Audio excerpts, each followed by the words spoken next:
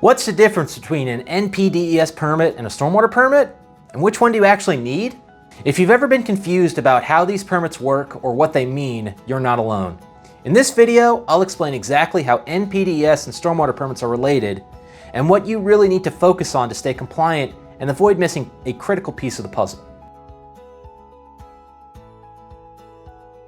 Hey there, I'm Ruhlin from Resource Management Associates, your environmental experts. Let's jump in. Here's the simplest way to put it.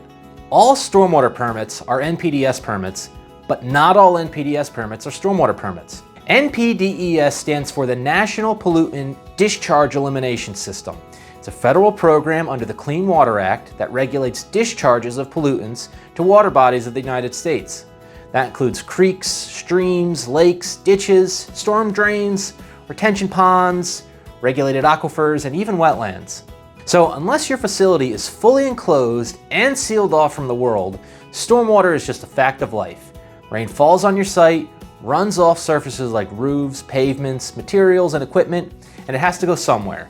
Because of that, almost every industrial or commercial facility needs a stormwater permit.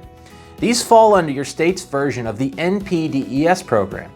If you're located in Washington, D.C., a U.S. territory, or on tribal land, things might look a little different, but close enough to follow along. Also, depending on where you are, these permits might go by a different name. Think NJPDES for permitting in New Jersey, or SPDES in New York, where the S stands for state. There's the PAG03 permit available in Pennsylvania, or the standard MSGP permit in South Carolina. The names and formats vary, but they all stem from the same federal framework. Most operations go with a general industrial stormwater permit. In some states, it's a one-stop shop that covers everyone, like the MSGP or the multi-sector general permit in South Carolina. In others, like North Carolina, there are multiple industry-specific general permits. For example, the NCG-19, North Carolina General Permit 19, covers all marinas in the state and also includes boat building and repair facilities. So if you're in that industry in North Carolina, that's the permit you need. Now, most facilities aren't discharging processed water or wastewater, and honestly, you don't want to unless you absolutely have to. Once you go down that road, permitting gets a whole lot more complicated. That's when you may need an individual NPDES permit, which is site-specific, often covering multiple types of discharges and far more complex conditions. They're harder to get, more expensive to maintain, and generally a lot more work to deal with. There are also some oddball general permits out there that cover processed water discharges, but they're rare and not that common.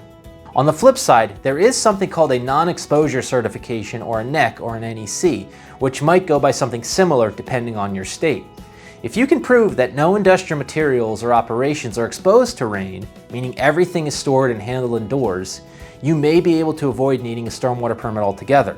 It's a great option if you qualify, but the bar is high and not every facility fits. One quick note, local stormwater permits are not the same thing as NPDES permits. Towns and counties might require drainage plans, impervious surface limits, or housekeeping practices.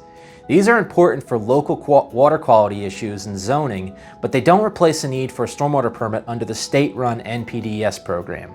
And just to save you a phone call, we don't handle construction general permits here at RMA. That's a whole separate world. But if you're an industrial or commercial facility, that's where we come in. So here's the bottom line. If stormwater runs off your site and you're a regulated industry, you probably need a stormwater permit. If you discharge processed water or wastewater, you might need an individual permit. Either way, NPDES coverage is what you're looking for.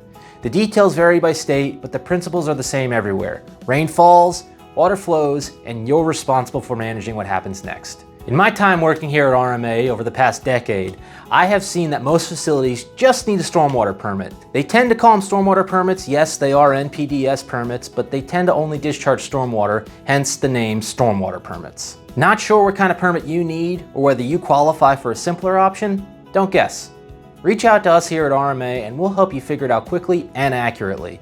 That way, you're covered, ready for inspections, and not worrying about surprise violations down the road. Thanks for watching. I'm Chris with Resource Management Associates, your environmental experts. Talk soon and see you in the next one.